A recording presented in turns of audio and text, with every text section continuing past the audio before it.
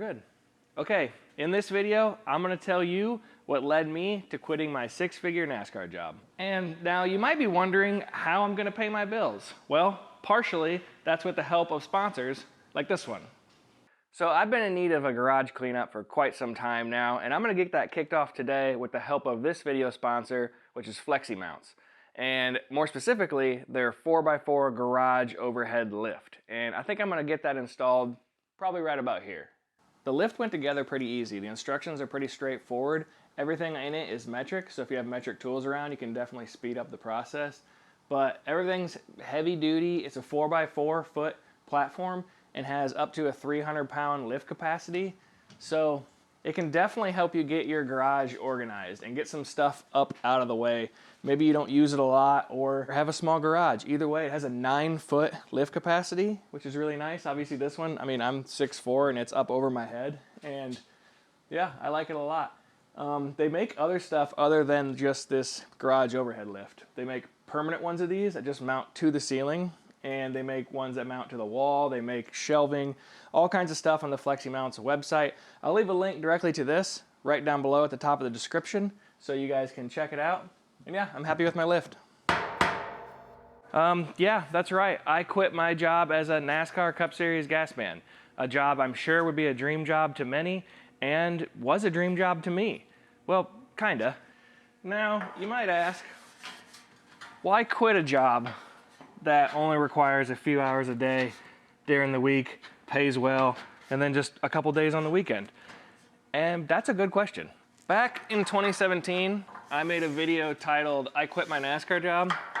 And while that video seems like it might have been a little clickbaity, it wasn't. And I can explain why it was true then and it's true now by pretty much telling you the story of how I went from an 18-year-old kid who had only seen NASCAR on TV to now over 16-year veteran who's ready to leave. I grew up in Iowa and my dad raced dirt modifieds, so I'd always been around racing since I was born. And he raced until I was 8 when I started racing go-karts.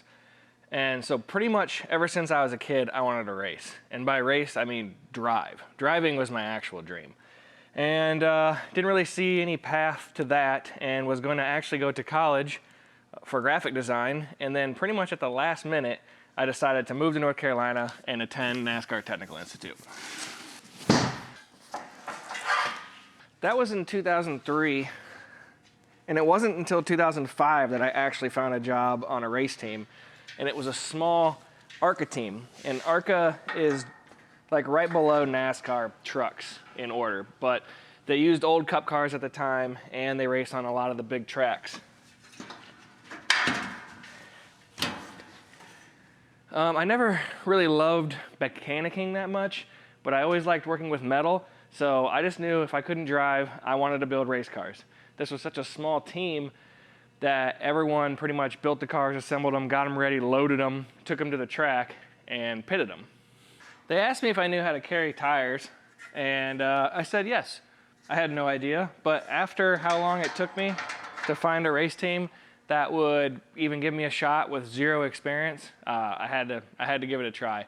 I was terrible, but so was the rest of the pit crew, so it was fine. After, I don't even know if we made it a year, the driver slash owner, the guy putting up the money so he could race, got a divorce and had to shut the team down. That's something you'll learn pretty early in racing, especially on the lower level, smaller teams. It's not really like car owner owns a team, has a sponsor, hires a driver. Usually it's the driver is bringing their own money to pretty much fund the entire operation. So that first job in racing was the hardest to get and the most important because now I had a little bit of experience and I had a couple connections. Somehow I heard that Morgan Shepherd was looking for any kind of help.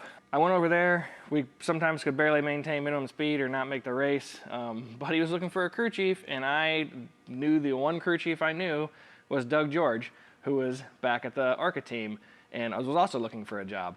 So Morgan called him, hired him, brought him over, and then a couple months later, he got a call from Billy Wilburn, who used to be Rusty Wallace's crew chief, and was now crew chiefing David Gilliland at Clay Enders Racing.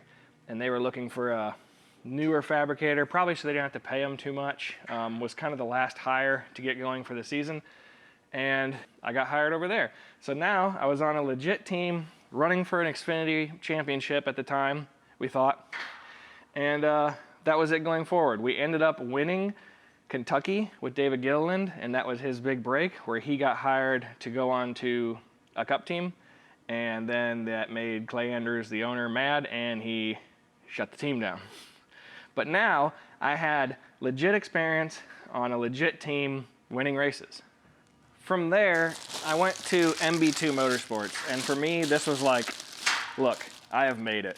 This is a big cup team. We got Joe Nemechek, Sterling Marlin here, Waste Management and US Army as sponsors. Big deal, big time stuff. I was hired as strictly a finish fabricator, which is, for those of you who don't know, that's like, at the time, ductwork, side skirts, crush panels, windows. You had to hand make the front and rear window, all of that. So, super cool job. Then, the race team decides to sell out to Bobby Ginn. Now, Bobby Ginn comes in. I don't lose my job, which is great. He actually hires more people, starts spending tons and tons of money. We had Xfinity cars, Busch cars at the time. Those are doing really good. Just everything's looking up, and Bobby's board of directors for his company gets mad about how much money he's spending, and he has to shut the team down. So that's when Bobby Ginn sells out to Dale Earnhardt Incorporated, or DEI, and they actually had to lay a bunch of people off because you were merging two companies at that time, and I didn't lose my job then either. Unfortunately, this was the year right after Dale Earnhardt Jr. left DEI and went to Rick Hendricks. Now, DEI was an awesome place to work at. They even had a restaurant in the shop. It was crazy. Super cheap for employees to eat there. So it was a great place. But I think DEI made it like a year after Junior left and also had to shut down. And they sold to Chip Ganassi Racing, and this time I did not make the merger. Now, this was at the end of 2008 and right in the middle of the recession. There was zero jobs anywhere, especially in racing. And yeah, and I finally found a job, get this, back on an ARCA team. It was a small deal. It was a highly competitive ARCA car, but I eventually got fired because they said it just seemed like I was used to working on larger teams and they needed more of a do-all kind of guy. Now, I was the only fabricator on our entire car, so I guess that's what they meant by do-all.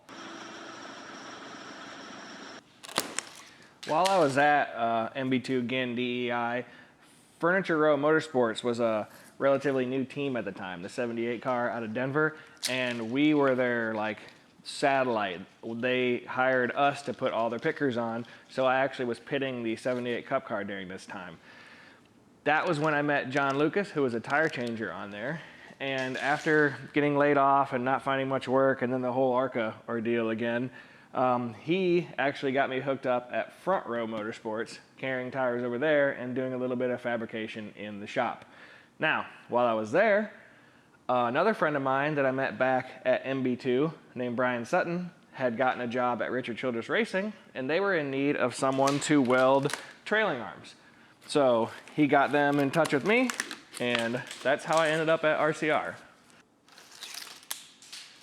So now the year is 2010. I'm working in the shop at RCR, and I finish out the year pitting at Front Row. And RCR tells me I can't pit for a competing team anymore, and that they'll find me something on one of their pit crews.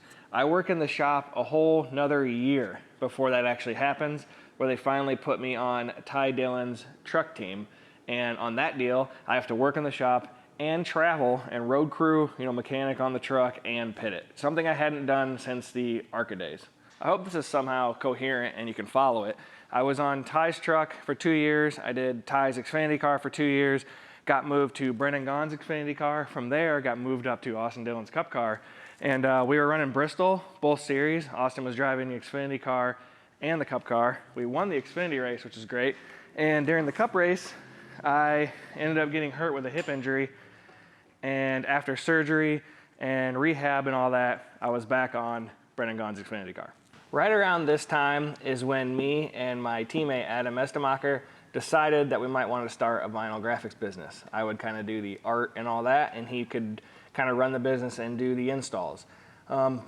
Even though I loved racing, forever I've always been into computers and all that, and like I mentioned before, I actually considered going into graphic design if I wouldn't have made it out and tried to get into NASCAR. So right here on the timeline is right around where I made that previous I quit my NASCAR job video, because at the time, that was a huge deal for me. I was essentially made the decision to leave working in the shop and become pit crew only. That way I would have the time during the day when we're not practicing to try and start this business. It was such a huge deal because I was actually leaving something I was pretty good at, which is being a fabricator in the shop, and relying solely at the time on my income for pitting, something I was just okay at. You know, I had hot streaks, but I was never like the best. And it's something that's super competitive. It's hard to be consistent at it. And frankly, you just don't know if you're always gonna have a job. So that's why at the time, doing that and making that video was a big deal for me.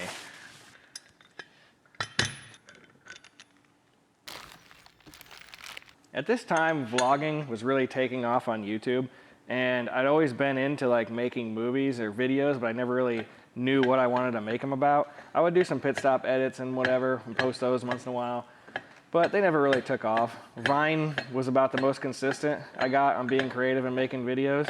So I thought, since, you know, I'm on a pit crew and starting a business, that might be interesting enough to try to vlog about and really just get in the practice of making videos.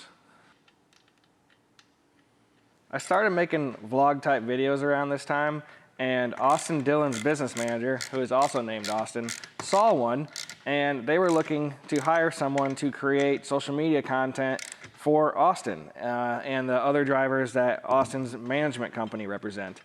So I agreed to do this part-time, and me and Adam agreed that the money would go through our business, since I was going to have to start splitting time between working, doing social media for Austin Dillon and our print shop. I also pretty quickly into that season got moved back up to Cup on the 27 for Paul Menard.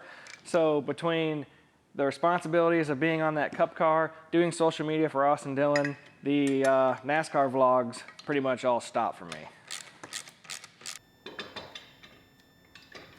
I did one season carrying tires on the 27 car, and then going into the 2018 season, NASCAR made the fantastic decision to remove an over-the-wall pit crew guy roster spot. So they went from 6 people over the wall to 5 people over the wall.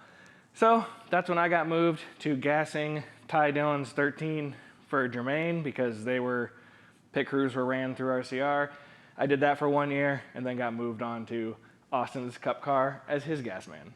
I'm afraid I got these legs too high, and I only have this forklift for today, just renting it, so I'm afraid I won't be able to adjust these later if I don't get them right now. During that whole time, that was probably one of the most stressful times of my working career up until then. Just trying to balance every opportunity that came my way, saying yes too much, pretty much. So we ended up actually shutting the graphic shop down, which was unfortunate, but I kept the space. It's where I'm at right now. And I kept working with Austin and tried to slowly transition the YouTube channel and use this space into more welding and fabrication.